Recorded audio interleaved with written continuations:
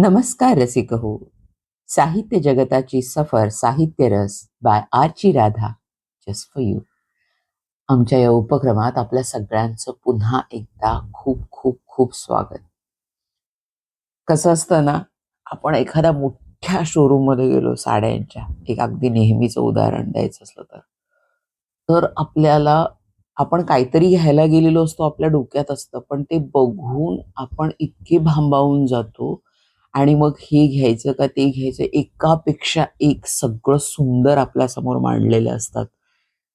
साड्या, कशाचा काठ आपल्याला भावतो, कशाचा पदर, कशाची वीण, कशाचं टेक्स्चर, कशाचं त्याचा मऊसूतपणा असेल किंवा त्याचं म्हणजे सगळ्या सगळ्या प्रकारे हे घेऊ का ते घेऊ, हे खूप छान आहे, हे खूप छान आहे. हे जसं होतं ना जनरली बायकांचं, तशी माझी अवस्था साहित्यकार आणि लेखक निवडताना होते. यांना पहिल्यांदा निवडू का यांच्याबद्दल पहिल्यांदा सांगू का यांच्या यांच्या साहित्याचं खूप लहानपणापासून आपण प्रेमात आहोत. यांच्या लेखनाबद्दल आपल्याला प्रचंड आवड आहे. यांच्याबद्दल आपल्याला खूप आदर आहे. यांच्या विचारांची आपण कास धरतो. यांच्या म्हणण्याप्रमाणे आपण चालायचा प्रयत्न करतो. आपण वाटचाल करतो जगण्यातली. असं कितीतरी सरमिसळ लेखक निवडताना माझी सातत्यानं होत असते आणि त्यामुळं कधी-कधी थोडासा उशीर होतो, की नाही यांना निवडायचं, हे यांच्याबद्दल बोलायचं, यांच्याबद्दल काही सांगायचं. यांना खऱ्या अर्थानं श्रद्धांजली वाहायची, यांना खऱ्या अर्थानं आदरांजली वाहायची. असं कितीतरी असं सातत्यानं असं मनात द्वंद्व सुरू असतं आणि अशाच वेळी म्हणजे त्यात आपण एक मग नंतर ठाम होतो की हा नाही, यावेळी या लेखकाबद्दल, या साहित्यिकाबद्दल, या कवीबद्दल आपण बोलूयात. असं एक मनाची धारणा करून मग मी कामाला बसते. खरं तर मंडळी, अतिशय आदर आणि प्रचंड या सगळ्या आज आपण ज्यांच्याबद्दल बोलणार आहोत, त्यांच्या आवाक्याबद्दल मला खूप अ, खूप अनाकलनीय वाटतं आणि खूप आवाका इतका दांडगा असू शकतो आणि त्या सगळ्या मोठेपणात एक एकात्मतेची, करुणेची, प्रेमाची, लालित्याची अशी एक वीण एकत्र जाणवते आणि दया, करुणा, प्रेम हे फक्त माणसा-माणसातलं नाही, तर माणूस, निसर्ग सगळं म्हणजे हे जे चराचर आहे त्याच्याबद्दलची अभिव्यक्ती इतकी समरसून, इतक्या प्रेमानं, इतक्या करुणेनं, इतक्या ऐक्यानं येते ज्यांच्या लेखनातनं.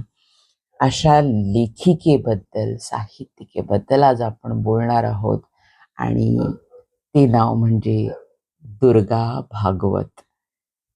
अतिशय आश्चर्य करण्यासारखी बुद्धिमत्ता म्हणेन मी. मला खूप कारण माझं आणि पहिलं दुर्गा भागवतांचं इंटरॅक्शन असेल तर खूप लहान असताना जातक कथा आपटे वाचन मंदिर म्हणून मधून आणलं होतं काकानी, सिद्धार्थ जातक आणि त्यावेळेला फारसं काही कळत नव्हतं. खरंच सांगते. आणि ते पुस्तकाची पानं पण इतकी जीर्ण, जीर्ण, जीर्ण अशी लालसर झालेली असतात, पिवळसर पडलेली, डाग पडलेली आणि अतिशय बारीक अक्षरातली वगैरे असं ज्यावेळेला आपण पुस्तक त्या वयात वाचत असतो, त्यावेळेला आपण एकतर आधाशीपणे वाचायची सवय लहानपणी, अजूनही तशीच आहे ती. खूप वाचायचं, खूप वाचायचं. तर त्यामध्ये आणि त्याच्या प्रती पण जास्त आपटे वाचनमध्ये नसाव्यात असं मला वाटतंय. त्यावेळेला सिद्धार्थ जातक वाचेल. माझं पहिलं इंटरॅक्शन हे त्यातून झालेलं दुर्गा भागवत यांच्या लेखनाबद्दलचं आणि त्यानंतर जसं मिळेल तसं, काय मिळेल ते वाचायचं. कारण मला त्यांचं जे ललित आहे, त्यांचं जे ललित लेखन आहे, ते इतकं आवडतं. मी आता शब्दात नाही वर्णन करू शकत त्या गोष्टीचं आणि मला त्यांच्या बुद्धिमत्तेबद्दल, त्यांच्या आवाक्याबद्दल प्रचंड आदर आहे. एक माणूस म्हणून आणि एक संपूर्ण माणूस म्हणून एक स्त्री शक्ती म्हणूयात आपण. खरोखर मी म्हणते. असं लैंगिक भेदाभेद नाही, पण एक संपूर्ण शक्ती म्हणतो ना आपण, त्या संपूर्ण शक्ती दुर्गेचं प्रतीक आहे खरोखर ती. दुर्गा भागवत त्या नावाला अगदी अ, नावाला सार्थ आहे त्यांचं आयुष्य सगळं असं मला वाटतं. दुर्गाबाईंचं लेखन हे मुळात विविध भाषांमध्ये आहे. इंग्रजीत त्यांचं खूप लेखन आहे. मराठीत तर आहेच आहे प्रचंड लेखन. एखादं माणूस कसं घडतं, कसं म्हणजे काही गोष्टी संस्कारातनं बऱ्याच गोष्टी येतात. काही गोष्टी बीजात असतात. जे बीज असतं त्याचं झाड होतं. तशा प्रकारे घराची जी परंपरा आहे किंवा जे घरातली माणसं आहेत, त्यांची विद्वत्ता आणि त्यांचे वडील शास्त्रज्ञ होते, दुर्गाबाई भागवतांचे. आणि म्हणजे आपल्याला माहीत असेल, की आद्य स्त्री शास्त्रज्ञ कमला सोहनी या त्यांच्या भगिनी आहेत. आचार्य राजाराम शास्त्री भागवत, ज्यांची खूप मोठा पगडा किंवा प्रेरणास्थान म्हणूया असं आहे दुर्गाबाई भागवतांचं. ते त्यांच्या आजीचे बंधू आहेत. म्हणजे अशा या कुटुंबात जन्मलेल्या, विद्वान कुटुंबात जन्मलेल्या आणि सरस्वतीची आराधना करणाऱ्या खऱ्या अर्थानं, म्हणजे खऱ्या सारस्वताच्या घरातली ही सरस्वती म्हणूयात आपण. त्यांच्या लेखनाची वैशिष्ट्य वगैरे तर किती पद्धतीचं म्हणजे लोकसाहित्य, बौद्ध साहित्य, बालसाहित्य, कथा, चरित्र, संशोधनपर, समीक्षात्मक, वैचारिक लेखन किती अवाक आहे. त्यांना खूप लहानपणी कविता करायची आवड होती. त्या कविता करून फाडूनही टाकल्यात त्यांनी, जाळूनही टाकल्यात असं वगैरे. पण पहिलं प्रेम त्यांचं काव्य आहे. लहानपणीचं म्हणते मी. लिहिलेल्या आहेत त्यांनी कविता. पण त्यानंतर त्यांचं जे लखलखीत लेखन आहे, लोकसाहित्यावरचं आणि संशोधनाची प्रवृत्ती, अभ्यासक प्रवृत्ती, आपण थक्क होत जातो. एका जन्मात माणूस इतकं काही करू शकतो आणि संपूर्ण व्यक्तिमत्व मी यासाठी म्हटलं, की सगळं आवडतं त्यांना, सगळं खूप आवडतं. पाककलेबद्दल प्रचंड आवड असणारी, त्याबद्दल लेखनही करणारी, विविध पदार्थ करणारी, घरकामाची अत्यंत आवड असणारी, इतकंच काय, इतकं सगळं लेखन करत असताना आपली विणकाम, भरतकामाची आवडही प्रचंड प्रमाणात जोपासणारी आणि म्हणजे क्रिएशन आणि नर्चरिंग हा भाग असतो सृजनामध्ये. Creation and nurturing. तर या सगळ्या गोष्टीमध्ये अ, लिंगभेद अजूनही मी असं म्हणत नाही की हे, पण जी पुरुष आणि प्रकृती याच्यामध्ये जे स्त्रीभाव असतो, संपूर्ण स्त्रीभाव, त्याच्यामध्ये क्रिएशन आहे, नर्चरिंग आहे, केअरिंग आहे, ते जोपासणं, हे सगळा सृजनाचा भाग, ही जी कंप्लीट फेमिनाईन शक्ती म्हणतो ना, स्त्री शक्ती, याचं मूर्तिमंत रूप मला वाटतात दुर्गा भागवत. सगळं इतकं म्हणजे इतकं सगळं हळूवारपण, एक कणखरपणा, एक ताकद आणि एक प्रचंड आस्था स्वातंत्र्याबद्दलची, कारण ते बोलण्यात पुढे येणारच आहे. आणि हे सगळं एकत्र ज्यावेळेला आपण बघतो, त्यावेळेला आपण खरोखर नतमस्तक होतो. आणि दुर्गा भागवत यांच्याबद्दल सांगायचं तर अतिशय श्रेष्ठ लेखिका. आणि नक्की वाचा, काहीतरी नक्की वाचा. ललित लेखन कसं असावं आणि किती सुंदर पद्धतीनं त्याचं उदाहरण बघायचं असेल तर दुर्गा भागवत वाचल्या पाहिजेत असं मला अगदी वाटतं. आणि ललित साहित्यच नाही, इतका आवाका, इतका अभ्यास, इतकी चिकित्सक वृत्ती आणि इतकी विज्ञाननिष्ठ म्हणूयात, चिकित्सक म्हणूयात, या सगळ्या वृत्ती असून, इतकं खोल संशोधनात्मक साहित्य असून सुद्धा इतकं मन रमवणारं साहित्य आहे. भाषेत इतकं लालित्य आहे, भाषेत साधेपणा आहे, भाषेतल्या वाक्यांमध्ये उगाचच जडजंजाळ करायचं, अनाकलनीय करायचं असा भाग नाही. वाचत राहावंसं वाटतं ते. वाचावं वाटतं. खूप छान. मी एक उतारा वाचणार आहे ऋतुचक्रमधला, यानंतर त्यांच्याबद्दल थोडं सांगून. तर आणि विषय तरी कसे आहेत बघा त्यांच्या अभ्यासाचे, समाजशास्त्र, मानववंशशास्त्र आणि मुख्य म्हणजे बौद्ध धर्माचा त्यांचा अभ्यास इतका प्रचंड आहे. सिद्धार्थ जातक खरं त्यावेळेला खरंच मी सांगते प्रामाणिकपणाने त्यावेळेला खूप काही कळलं नव्हतं त्या पुस्तकाबद्दल. पण ते वाचलं होतं. जितकं कळेल तितकं वाचायचा, समजून घ्यायचा प्रयत्न केला होता. खूप लहान होते मी त्यावेळेला. तर अशी व्यक्तिरेखा आणि इतकी अशी विद्वान साहित्यिक मंडळी आपल्या महाराष्ट्राच्या मातीत होती, वाढली, याच्याबद्दल इतकं कौतुक वाटतं खरं तर. आणि आपण त्यांच्यापासून प्रेरणा घेतली पाहिजे. इतकी मौलिक रत्न, शब्दभांडार म्हणूयात आपण, इतक्या विविध विषयांवरचं लेखन मराठीतल्या साहित्यिकांनी केलेलं आहे. इतके अनुवाद आहेत, इतकी रूपांतरण आहेत.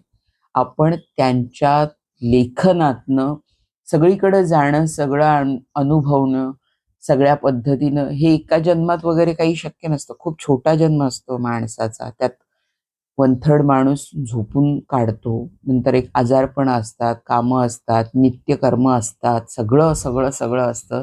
त्यातनं कितीसं आयुष्य आपण सजगपणे जगत असतो आणि असं काहीतरी सृजनात्मक किंवा असं काहीतरी कलात्मक साहित्य असं किती माणूस करत असतो. अशा वेळी आपल्याला ही माणसं जी दिग्गज माणसं आहेत त्यांच्या साहित्यातनं आपण जग बघत असतो, अनुभवत असतो, जगाबद्दल माहिती करून घेत असतो. आणि या बाबतीत मला दुर्गा भागवतांचं लेखन फार व्यापक असं वाटतं. कारण भारतीय समाजमन म्हणजे अगदी मूळ मूळ भारतीय. कारण त्यांचं लेखन जे आहे ते भारतातली आदिवासी संस्कृती असेल किंवा विविध प्रदेशातल्या, आपल्या विविध राज्यातल्या लोककथांविषयीचं त्यांचं रूपांतरण, अनुवाद सांगणं किंवा मराठीत त्या आणणं, हे इतकं मोठं कॉन्ट्रिब्युशन आहे त्यांचं, इतकं मोठं कॉन्ट्रिब्युशन आहे मराठी साहित्यातलं. इतक्या सगळ्या आणि या सगळ्या कथा वाचत असताना किंवा या लोककथा वाचत असताना आपल्या सगळ्या प्रदेशातल्या जी मूलगामी मानवता आहे, करुणा, प्रेम, दया, या सगळ्या गोष्टी हा एक समान धागा आहे. खरं तर या सगळ्याला बांधणारा आणि त्या कुठंतरी आपल्याला तिथपर्यंत नेऊन पोहोचवतात आणि ते ऐक्य आपल्याला जाणवत राहतं. त्या विविधतेतलं, त्या सगळ्या लोककथांमधनं वगैरे आपल्याला ती सगळी एक समानता, ते ऐक्य, त्या मूल सद्भावना या आपल्यापर्यंत पोहोचतात.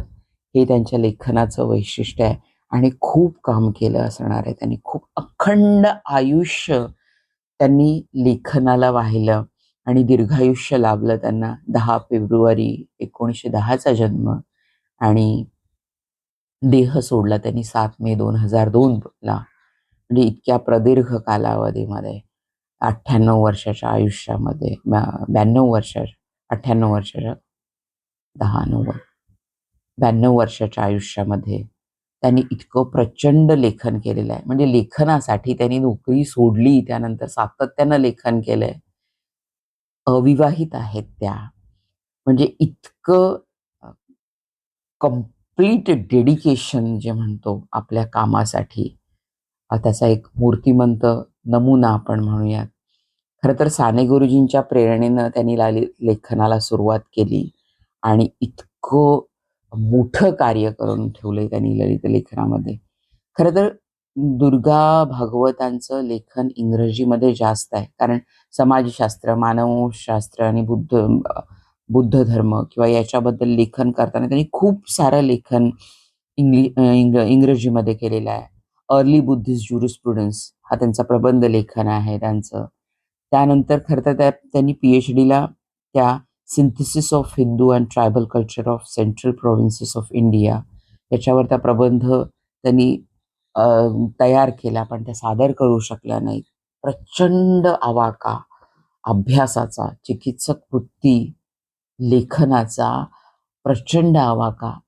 पण माणूस कसा कसा घडत जातो परिस्थितीनुसार. कारण स्वातंत्र्य संग्रामात गांधीजींच्या हाकेवर ही सगळी तरुण मंडळी त्यावेळची स्वातंत्र्य संग्रामात उतरलेली आहेत. त्यात काम केलेलं आहे. त्यातनं प्रेरणा घेतलेल्या आहेत. आणि त्यावेळच्या साहित्यिकांचा अभ्यास आपण ज्यावेळेला करायला लागतो, बरेच साहित्यिक आपण मागच्या खूपशा एपिसोडमध्ये आपण बघितलेले आहेत. साने गुरुजींचा पण एपिसोड आहे आपल्या साहित्य रसमध्ये. तर यांच्या प्रेरणेनं बरेच आपण सरोजिनी बाबरांचा एपिसोड केला, त्याच्यामध्ये पण सरोजिनी बाबरांनी पण प्रेरणा साने गुरुजींच्याकडनंच घेतलेली आहे. तसंच दुर्गा भागवत आणि दुर्गा भागवतांच्या विचारांवर खरं तर खूप विचारवंतांचा पगडा आहे. Tolstoy, Mahatma Gandhi, Henry David Thoreau, Mill, Robert Browning, ही सगळी मंडळी आहेत. त्याखेरीज राजाराम शास्त्री भागवत. राजाराम शास्त्री भागवतांच्यावर त्यांनी त्यांचा पहिला मराठी ग्रंथ खरं तर राजाराम शास्त्री भागवतांवर लिहिला गेलेला आणि ललित ग्रंथांमध्ये महानदीच्या तीरावर हे त्यांचं गोंड जीवनावरील नवलिका म्हणजे हे जे लेखन आहे ते त्यांचं म्हणजे गोंड जातीतल्या प्रेमकथा किंवा खूप म्हणजे खूप भारतभरचं म्हणूयात आपण, सगळ्या भारतभर च्या या सगळ्या लोककथा अशक्य असतं हो एका जगण्यात एका याच्यामध्ये इतक्या सगळ्या विविध गोष्टींबद्दल अभ्यास करणं आणि ते आपल्या स्वभाषेत मातृभाषेत आणणं आणि ते आपल्यासारख्यांना उपलब्ध करून देणं हे इतकं मोठं कार्य दुर्गाबाईंचं आहे. म्हणजे उत्तर प्रदेश, काश्मीरच्या लोककथा, उत्तर प्रदेशच्या लोककथा, गुजरातच्या लोककथा, डांग समाजातल्या लोककथा, तमिळियन लोककथा, दख्खनच्या लोककथा, पंजाबी लोककथा, बंगाल लोककथा, बुंदेलखंडी लोककथा, त्यानंतर मध्य प्रदेशातल्या लोककथा, इतक्या सगळ्या संताळी लोककथा, म्हणजे इतक्या सगळ्या लोककथा त्यांनी मराठीत आणल्या. खरं तर या मंडळींनी मराठीला खूप समृद्ध केलंय असं म्हणेन मी, सर्वसमावेशक केलंय असं म्हणेन.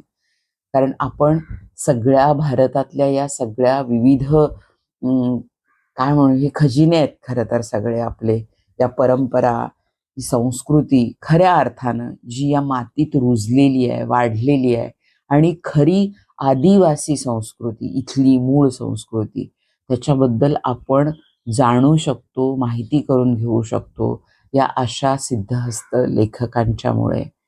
बौद्ध साहित्याबद्दलची मी म्हटलंच की बौद्ध साहित्याबद्दलचं पहिलं जे काय असेल तोंड ओळख म्हणूया ती मला दुर्गा भागवतांच्या लेखनीतनं झालेली आहे.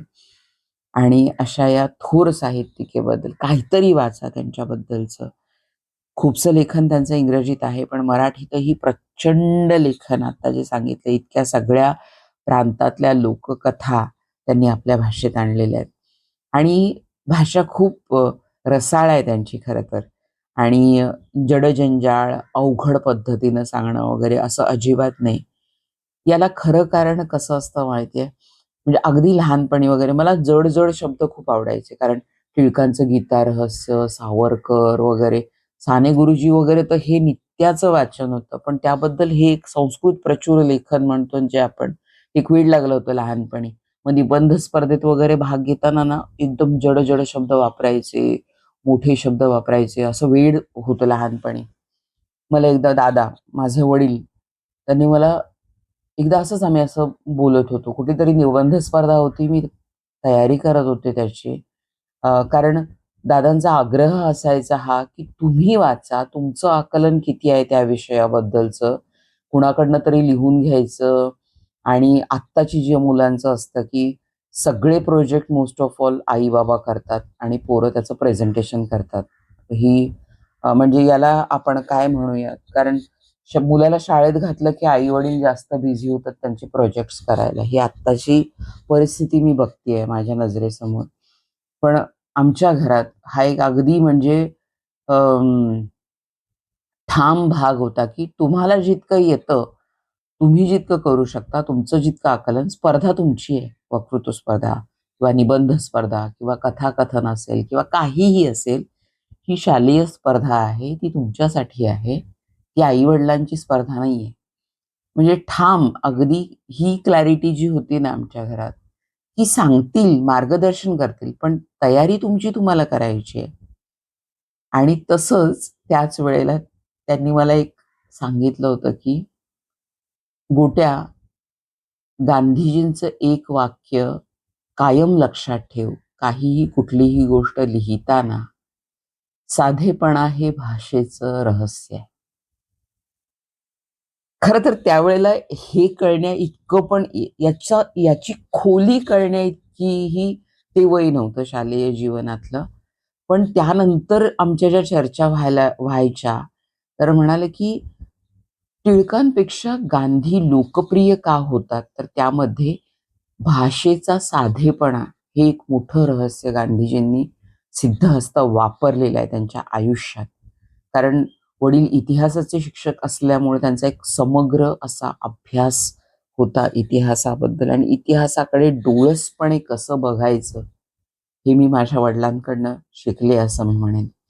तर त्या बाबतीत ते मला म्हणायचे की साधेपण सामान्य माणसापर्यंत पोहोचलं पाहिजे आपली भावना आणि सामान्यातल्या सामान्य माणसाला ते कुठंतरी आपलं वाटलं पाहिजे. हे जे आहे रहस्य, हे गांधीजींनी आत्मसात केलेलं आहे. आणि त्यानंतर मग सत्याचे प्रयोग असू देत, गांधींनी केलेलं लेखन असू दे कुठलंही किंवा काय अ, पुन्हा साने गुरुजींचं लेखन वाचताना वगैरे या गोष्टी लक्षात यायला लागल्या, की खरोखर भावनेला हात घालणारं, भावना जागवणारं, सद्भावनांना उभारी आणणारं खरं तर आणि आपलं वाटणारं साधी भाषा असं जे साहित्य आहे ते तळागाळात रुजतं. म्हणजे अ, तुकारामाच्या गाथेबद्दल हे फारच झालं, पण तुकारामाच्या गाथेतली भाषा सुद्धा आपण बघायला जातो. तुकारामांची गाथा जनमानसानं पुन्हा एकदा फुलवली. ती जनमानसात रुजल्यामुळे, जनमानसाच्या अंतरंगात ठाम झाल्यामुळे पुन्हा आपल्याला गाथेच्या रूपात म्हणतो इंद्रायणी बुडवली, नंतर वर आली वगैरे या कथा बाजूला ठेवूयात. पण जनमानसात खोल रुजलेली गाथा पुन्हा लोकांकडूनच परावर्तित होऊन ज्या वेळेला येते, त्यावेळेला भाषेला भाषेची ताकद आणि विषयाला रोखठोकपणे भिडण्याची ताकद आणि ती पुन्हा जनमानसाकडून येते आणि पुन्हा जनमानसाला एक दीपस्तंभ म्हणून कायमची उपयोगी पडते. ही खरं तर मराठीत खूप मोठी मोठी उदाहरणं आहेत आपल्या. म्हणजे खरोखर नतमस्तक व्हायला होतं. ही दिग्गज मंडळी आहेत. कुणाला वाचू, किती आत्मसात करू, असं सातत्यानं वाटतं आपल्याला मराठी साहित्यातला विचार करताना, मराठी साहित्य वाचत असताना. तर मंडळी, थोडं विषयांतर झालं, पण सांगणं खूप आवश्यक होतं. तर कुठलंही ललित साहित्य खरोखर वाचा. खूप इंटरेस्टिंग आहे आणि वेगळी पद्धत आहे लिहिण्याची. निसर्गाचं इतकं सुंदर निरीक्षण, इतकं सुंदर आणि बोलकं निरीक्षण मला नाही वाटत, की खूप कमी लेखकांच्या लेखणीत येतं हे. बरीच पुस्तकं आहेत त्यांची. किती पुस्तकांचं मी आता त्यांच्या अनुवादित कथांबद्दल किंवा त्यांच्या बाकीच्या लोककथांबद्दल सांगितलं. त्याबद्दल बौद्ध साहित्याबद्दल तर खूप खूप लेखन आहे त्यांचं. त्यानंतर बाणभट्टाची कादंबरी, जातककथा यांचा तर अनुवाद केला आहे त्यांनी. थोरोच्या पुस्तकाचा वॉल्डन काठी विचारविहार हा अनुवाद आहे. त्यांनी टागोरांच्या गीतांजलीचा संस्कृतात अनुवाद केलाय. म्हणजे भाषांवर इतकं प्रभुत्व असावं. German, French, Pali, Sanskrit, English या भाषांवर त्यांचं प्रभुत्व होतं. म्हणजे इतक्या भाषा त्यांना उत्तमरित्या येत होत्या. त्यामुळे या भाषा येत असल्यामुळे त्या त्या भाषेतलं उत्तम साहित्य मराठीत आणण्याचं काम त्यांनी केलंय. त्याबद्दल त्यांना म्हणजे वंदन, त्रिवार वंदन. इतकं इतकं सगळं इतक्या सगळ्या प्रदेशातलं आपल्या समोर आणलं, हे खूप मोठं कार्य आहे खरं तर. आणि त्यांच्या ही संशोधक वृत्ती, त्यांच्या विद्वत्तेला आणि त्यांच्या या सगळ्या माहितीच्या प्रचंड साठ्याला पुन्हा एकदा वंदन करूयात आपण. आणि ते लेखन इतकं इंटरेस्टिंग होईल असं आणणं. म्हणजे आपण नेहमी म्हणताना श्लोक म्हणतो, हे करतो, तर सर्वेपी सुखिना सन्तु, हे जे आपण म्हणतो, आपण हे सनातन याच्यामधलं वगैरे असं म्हणतो, पण ते जातकातनं आलेलं आहे, ते जातक कथेतलं आहे, जातकातनं आलेलं आहे ते. अशा कितीतरी गोष्टी आपल्यासमोर अशा रिव्हील होतात आणि आपण थक्क होत जातो खरं तर.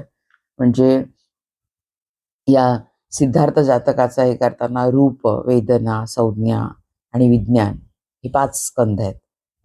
आणि त्या सगळे 5ही स्कंद 7 खंडातनं आलेलं आहे हे.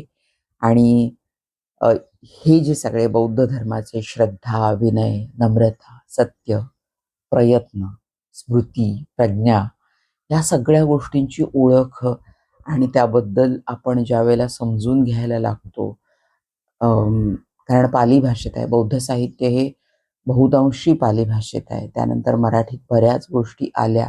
पण त्या भाषेचा अभ्यास करून त्यातलं जे सगळं मौलिक आहे ते आणणं, बुद्धाचं पंचशील आपल्यापर्यंत पोहोचवणं, दान, क्षमा, दया, करुणा, मुदिता, पेक्षा, मैत्री, नैष्कर्म्य, वैराग्य, या सगळ्या सिद्धी पारमिता आपल्यापर्यंत पोहोचवण्याचं काम या विदुषीने केलेलं आहे.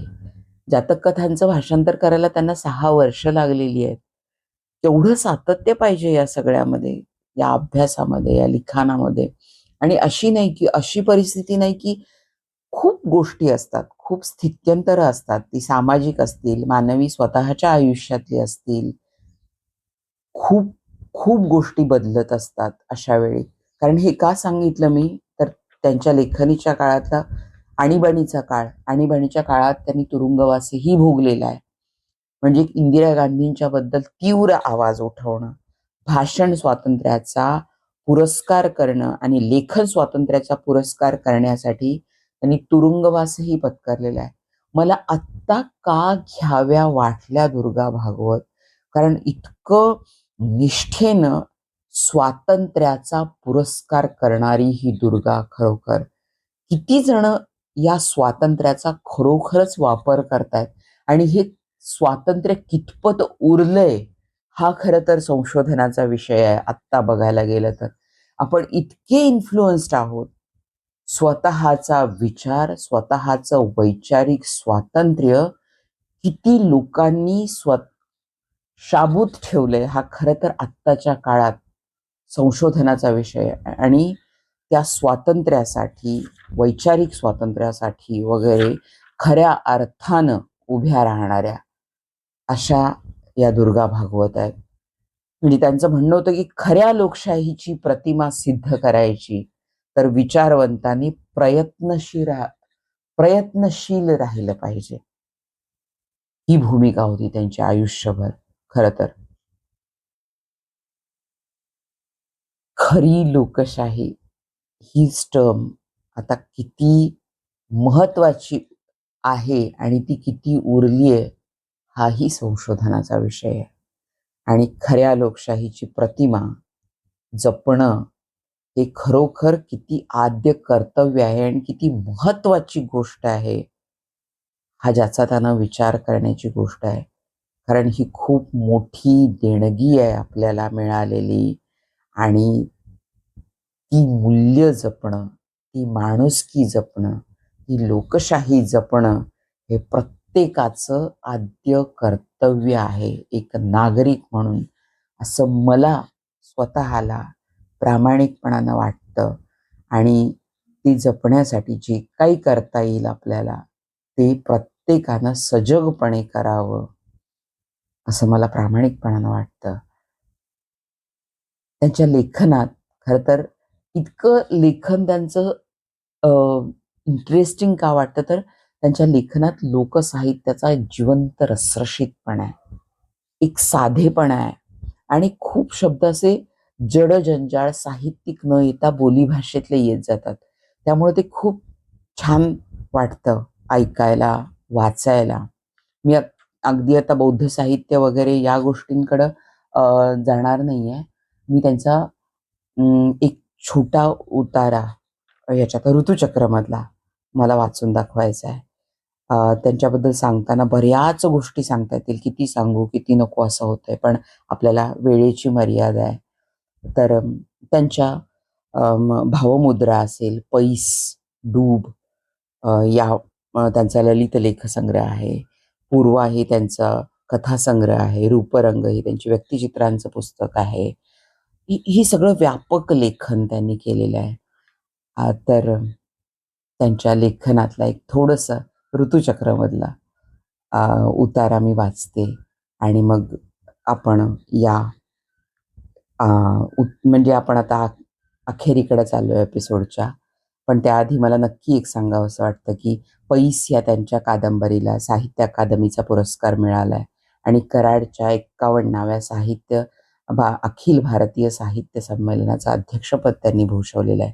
1975ला झालेलं हे कराडमधलं 51वं साहित्य संमेलन. त्याच्या त्या अध्यक्षा होत्या आणि नक्की वाचा जे काय उपलब्ध होईल ते. खूप सुंदर लेखन आहे त्यांचं. आणीबाणीच्या कारावासात सुद्धा त्यानंतर सुद्धा लेखन सातत्यानं करत राहणं आणि अखंड भारतभरचं हे रसरशीत जिवंतपणा आपल्या समोर आणणं हे खूप मोठं काम जे त्यांनी केलेलं आहे. त्याला पुन्हा एकदा त्रिवार वंदन. फक्त भारतीयच नाही तर पाश्चात्य लेखकांच्या साहित्यातलं मौलिक साहित्य त्यांनी अनुवादित केलेलं आहे. तर त्यासाठी त्यांना पुन्हा एकदा वंदन. त्यांचा ऋतुचक्रमधला एक उतारा मी वाचते. निळा घुमट. वाढत्या रात्रीच्या थंडीबरोबर मार्गशीर्षातल्या त्या नैऋत्येकडल्या थंड वाऱ्याच्या झुळकांनी शरीर कापू लागते. थंडी हाडांना कापीत जाते. जणू काही शरीरातले उबदार मांसाचे थर नाहीसेच झाले आहेत. दात घट्ट आवळले जातात. अवयवांचे आकुंचन होते. पोटातूनही वाढत्या थंडीबरोबर गार गोळा उठलासे वाटते. श्वासोच्छ्वास एरवी कुणाला जाणवतो, पण या वातावरणात तोही जास्ती थंड जाड भासतो. उबेला व सौम्य शीतलतेला सोकावलेलं शरीर या सुक्या तीव्र थंडीपासून दूर पळू पाहतं. पौर्णिमेच्या रात्रीपेक्षा थंडीच्या दिवसातल्या काळोख्या आणि शुक्ल पक्षातल्या षष्ठीपर्यंतच्या रात्री मला फार आवडतात. काळोखात आकाशाचा काळसर निलिमा अतिभव्य आणि अनुपम शोभेनं नटलेला असतो. चांदणी चांदणी आपले तेज पूर्णत्वाने फेकण्यासाठी धडपडत असते. गुरु, शनी, मंगळ, व्याध हे मोठाले तारे तर सोडाच, पण लहान सहान चांदण्याही थरथर जणू स्वतःचे तेज व सौंदर्य प्रकट करण्यात दुर्दम्य आवेगाने कंपित होत असतात. निळसर, पिवळसर, लालसर, शुभ्र अशा वेगवेगळ्या रंगछटांनी बरसात करीत असतात. घटके घटकेला पुढे सरकून डोळ्यांदेखत अदृश्य होणाऱ्या चांदण्यांकडं बघता बघता रात्रीची पहाट झालेली मी पाहिली आहे. मृग नक्षत्राचा प्रभाव म्हणा, काही म्हणा, पण हे ओळखीचे मोठे व सुंदर नक्षत्र पाहिले की त्याच्या मागून माझे मन लहान पोरांचे हात चंद्र धरायला धावतात तसे धावू लागते. काळोख्या थंड रात्री तेजपुंज अशा त्या परिचित नक्षत्राकडे उघड्या खिडकीतून रात्री बेरात्री अनेक वेळा बघणे हा माझा छंदच होऊन बसलाय. झोपेचे जबरदस्त आकर्षण मला आहे. तरी पण थंडीच्या रात्री ताज्या काळोखाची शांतता मला पुष्कळदा झोपू देत नाही. निद्रेच्या बेहोशीने भरलेली, शांतीने रंगलेली जागृती अनुभवीत मी बाकी सारे सारे विसरून खिडकीतून दिसणारे जग पाहत बसते. ताऱ्यांची धावपळ पाहून प्रथम गंमत वाटते, पण वर पाहून मान ताटकळली की आजूबाजूच्या झाडांच्या छायामय आकृती ताऱ्यांच्या ज्योतींपेक्षाही मनोरम वाटतात. झाडावर पंखात चोच खुपसून निजणारी पाखरे अधूनमधून धडपडतात. पंख फडफडावून मध्येच आंधळेपणाने उडाल्यासारखं करतात. त्यावेळी झाडांच्या डहाळ्या खूप हलल्याचा भास आणि मग पानांच्या मधून ठिपक्यासारखे दिसणारे आकाश खूप मोठे दिसते. त्यानंतर ते सबंध झाड व आकाशाची ती विस्तृत पार्श्वभूमी एवढेच दृश्य मन खेचून घेते. आकाशाचा तो निलिमा यावेळेस इतका गंभीर आणि मोठा वाटतो की पुष्कळदा मला वाटतं चांदण्या अजिबात नसत्या, नुसता आकाशाचा हा मखमली निळा घुमटच असता तर किती छान झाले असते. मंडळी, ऋतुचक्रामधला हा उतारा मी वाचला. म्हणजे इतकं सुंदर लेखन आणि इतकं म्हणजे तादात्म्य, निसर्गाशी तादात्म्य पाहून लिहिलेलं लेखन जर आपल्याला वाचायचं असेल, तर दुर्गा भागवत नक्की, नक्की, नक्की वाचा. आणि त्याचबरोबर आमच्या या चॅनलला पण सबस्क्राईब करा. हो, कारण तुमची प्रेरणा असेल, तुमची मदत असेल, तुमचं सहकार्य असेल, तर आम्ही इतके मौल्यवान साहित्यिक आपल्यापुढं आणू शकू. आणि नक्की ऐका साहित्य जगताची सफर, साहित्य रस बाय आरची राधा, जस्ट फॉर यू.